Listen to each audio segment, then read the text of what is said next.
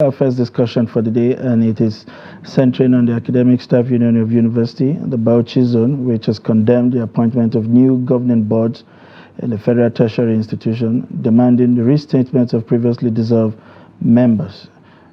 The union zonal coordinator, Comrade Namu Aku, argues that the vacuum created by the SAC Governing Council boards have allowed vice chancellors to act as emperors and emperies, as he called them. Aku also called for the reconsideration of NIMI BRICS committee report in the light of the current economic realities, and highlights the union long-standing demands for improved salary packages and university funding. The union vows to meet and discuss the matter, citing legal concerns over statutory issues and demanding guarantees against future dismissals. We're now being joined by ASUU President, Mr. Emmanuel Osadike, the National President of ASUU. Good morning, sir.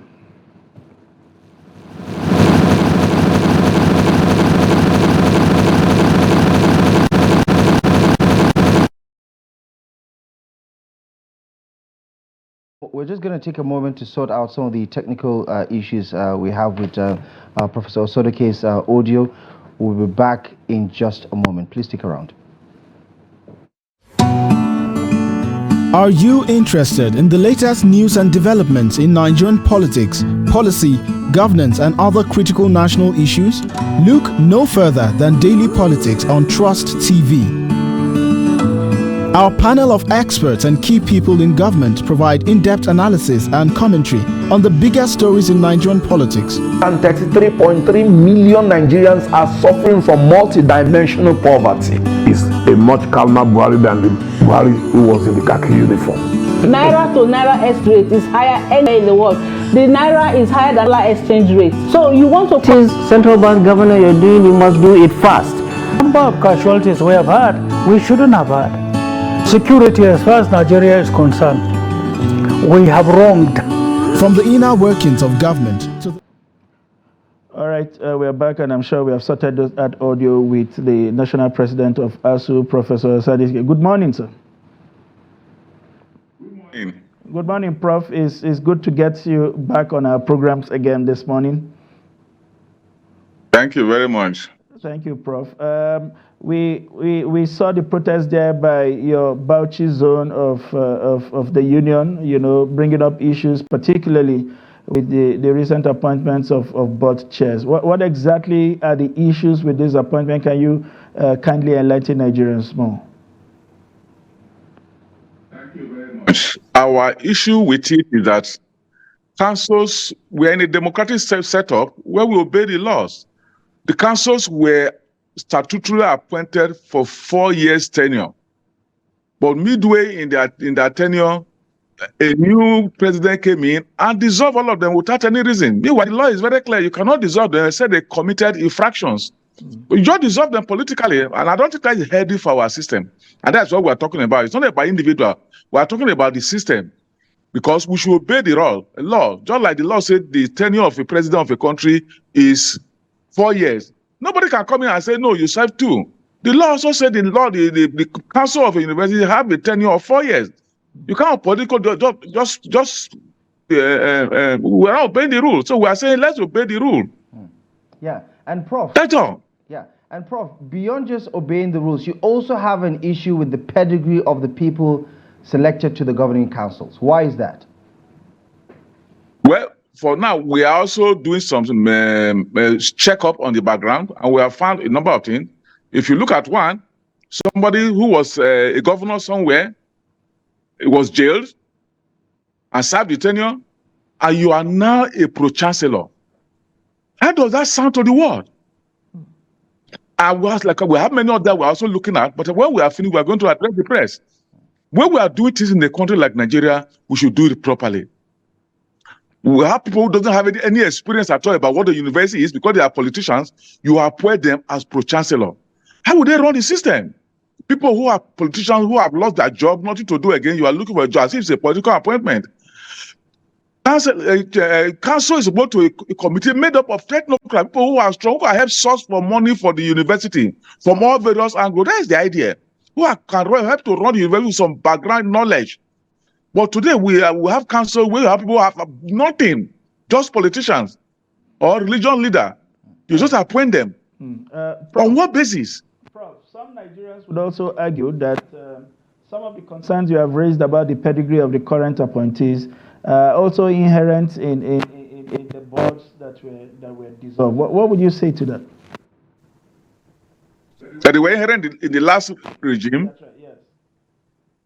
I'm talking In about all pedigree the of councils that have been appointed, what we do is that we screen them, look at them, and then we make our report available to the government to take decisions. But in most of the cases, they will do nothing. And if we try to go on strike, Nigeria will hold us responsible. Is it not? Because the only language Nigerian here, the leadership here, is strike and or action. But in all the councils that are appointed, where there are issues, we raise them.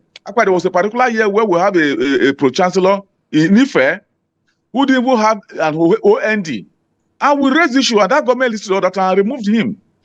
But that's what we're saying. We are going to make the list available. We are screening them on our own also. Or they should also have passed through the security and all various categories of screening before the appointment. Right. So that is what we are saying. So it's not just about this. We have been doing this in the past. Right.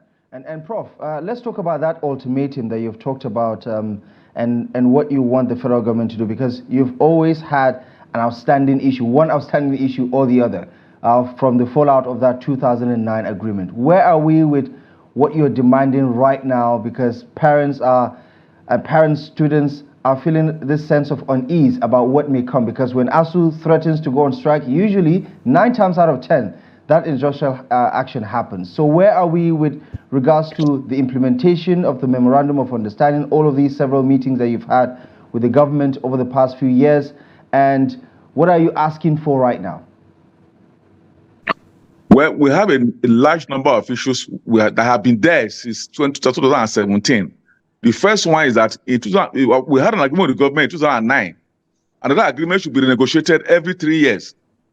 But it is 15 years now, we have not renegotiated it, which means the salary being negotiated in 2009 is what the professor is earning today.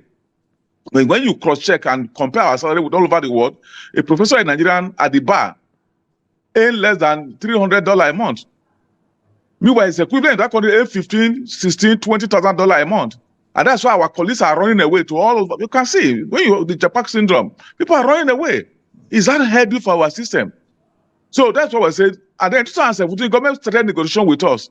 Until now, it has not been concluded. With the last regime, we had an agreement with the Members Committee, but the government didn't come to sign with us. And this one, the government has been in place now for 11 months, and nothing has happened. Not even a formal meeting. Say, let's look at that document and see how we can adjust it and sign. Nothing. No meeting. So that's one major one too. Prof, just to be very clear, no meeting whatsoever with the Tinubu administration since it came on board. We have not had any negotiation or discussion on this issue or renegotiation on since it came almost 1 year ago. Right. So which is very unfortunate. So talk to us about this. And when you check, yeah, yes. Talk to us about this ultimatum. What has been the response from the government quarters regarding your ultimatum? Nothing. There's not even a call for meeting. Nothing. Absolutely nothing. And the ultimatum will end by Sunday. With the previous administration, at some point during your conversation, when it does appear that the conversation was going to break down, we saw interventions from the parliament. Has there been any form of intervention, from the parliament urging to broker some kind of a line of conversation with the presidency in this regard? Absolutely not. Not for any arm of the government or anybody. But has the union also no single to reach out to any of these channels as a way of kickstarting if they do not take the initiatives to reach you? Well, what we do as a union, when we say government, we're not talking about just the executive arm. We are telling the government of Nigeria which means the executive and the legislative, that within 2 weeks they should look at how they can resolve this problem. I know it was discussed in the House of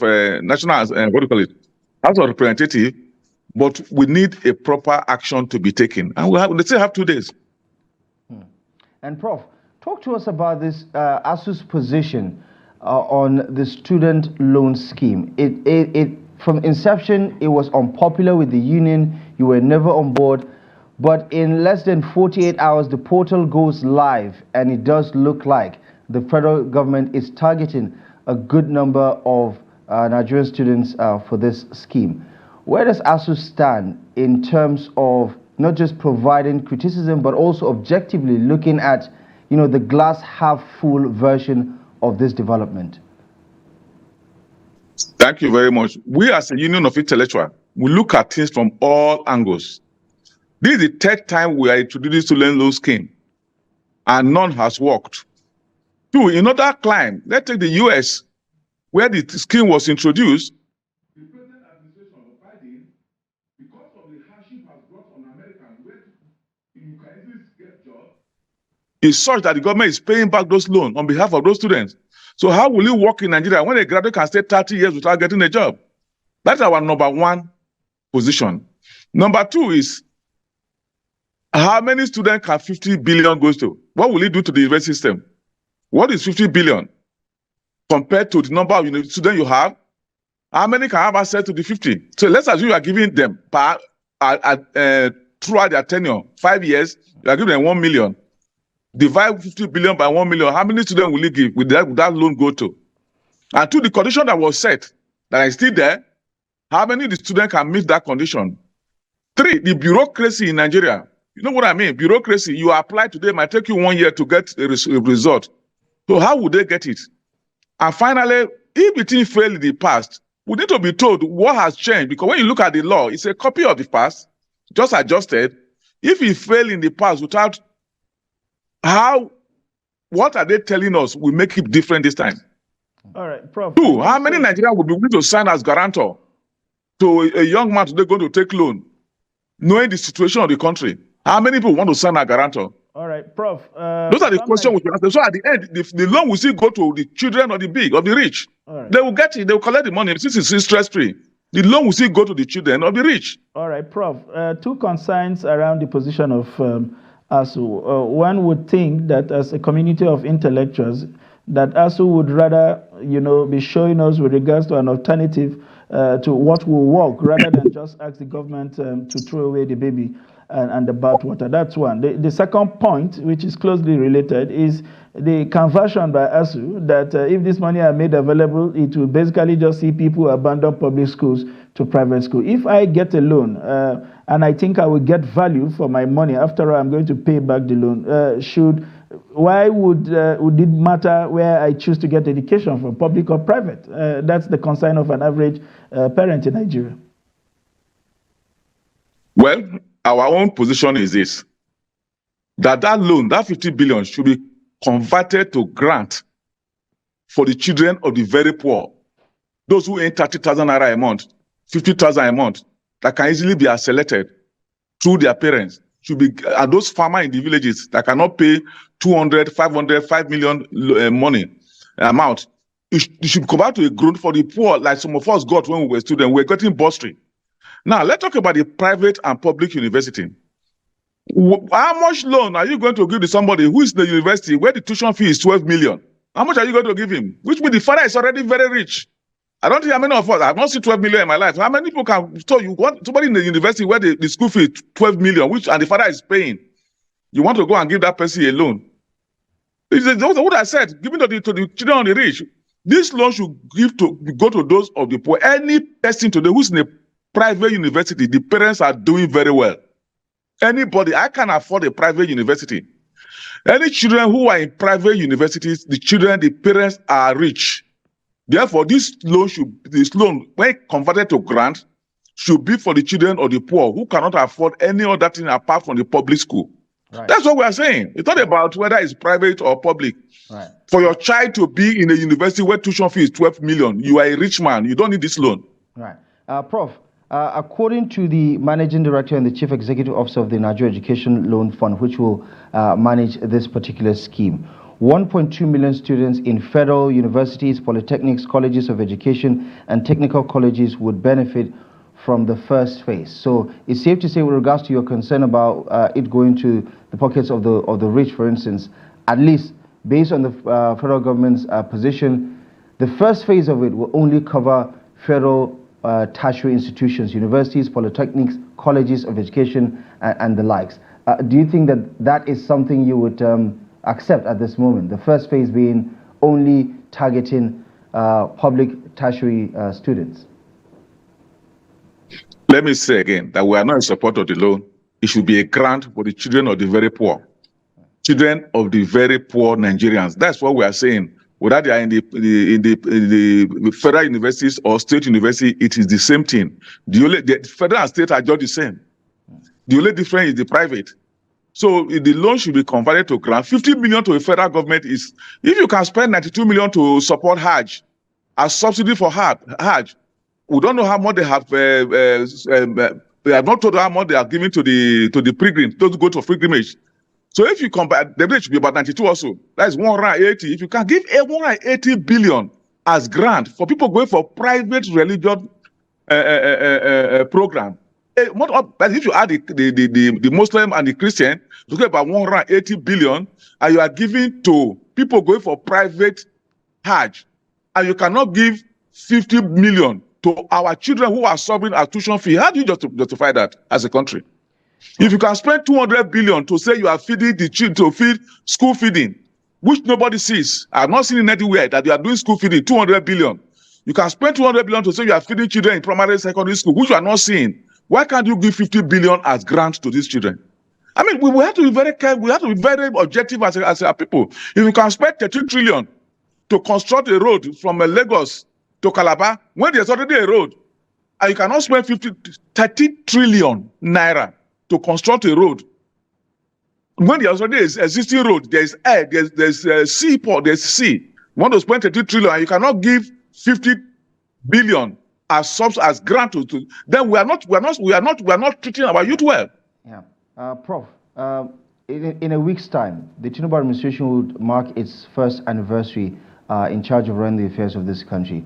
What is your reading of the administration's body language when it comes to education, especially your constituency, which is Nigerian universities?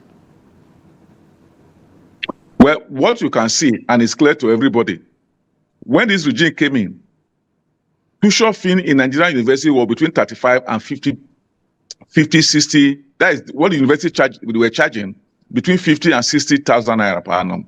Today, none is less than 100,000 naira. They have all been escalated because of the cost of fuel subsidy that have been removed and all that, and inflation. So, in the education sector, more hardship have been imposed on the system. And the same thing nationwide. Our colleagues going to work today, our colleagues, professors, you know, in those good old days, every university have staff quarters where lecturers say you can trek to work and back, which have been abandoned in the past 30 years. So how are our colleagues going to work? Because if you leave and you are spending 20 kilometers to go to work, you spend not less than 50,000 naira on fuel in a week. And how much is the man earning? So that is where we are. So this regime have actually imposed a lot of hardship on the system, and introduced a lot of hardship on the children, the students, and parents. Many are dropping out because they cannot afford it, even afford the cost of feeding, accommodation, and transport. So we need to do something. We need to take a look at this country holistically to see a way forward, because the way it is going, it is terrible. All right. Thank you very much. The national president of the Association of University and Association of Universities, Professor Emmanuel Osadike, there for pointing out some of those cogent disconnects, between the university system, the government, and its people. It's a pleasure to have you join us this morning. Thank you very much. Thank you. Thank you so much, Prof. All right, this is where we would anchor on our conversation. We'll take a quick breather. When we return, we'll bring you major headlines from Nigerian newspapers this morning.